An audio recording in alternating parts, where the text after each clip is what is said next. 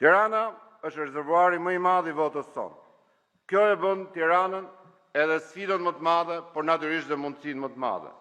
Ndërsa Lezhë thjesht për pak vota nuk ja doli të ishte qark fitues, e ndërsa Kuksi dhe Shkodra mbeten territori ku betejë vazhdon. Pra fitoria nuk ka ardhur, nderuar miq, vetëm në qarqet tradicionale, por ka një shtrirje në të gjithë territorin. Ndryshimi ndaj 2021-shit. Metoda krahasimore është thelbësore për një parti politike dhe për strategjinë e saj elektorale. Në krahasim me vitin 2021, kemi të pasur disa pika shumë të rëndësishme që ja vlen të ndalemi. Dibra fiton me 11,5% më shumë se sa në 2021-shit. Fieri me 10,1%. Shkodra 9,6% më shumë se sa 2021-shit.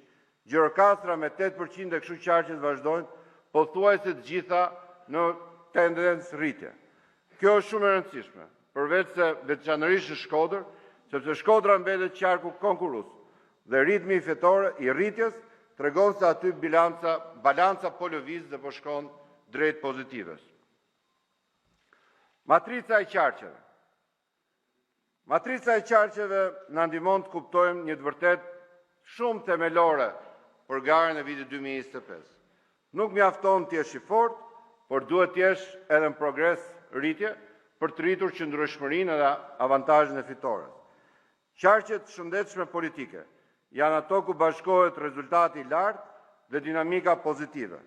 Pikërisht u hyn Fieri, Elbasani, Gjirokastra dhe Dibra. Janë qarqet konsoliduara, ku pëse ajo vetëm fiton, por fitoria edhe zgjerohet.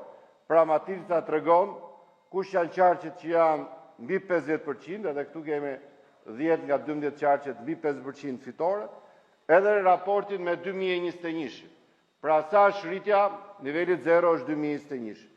Pra në shumicën e qarqeve kemi një fitore shumë më të thellë se sa viti 2021.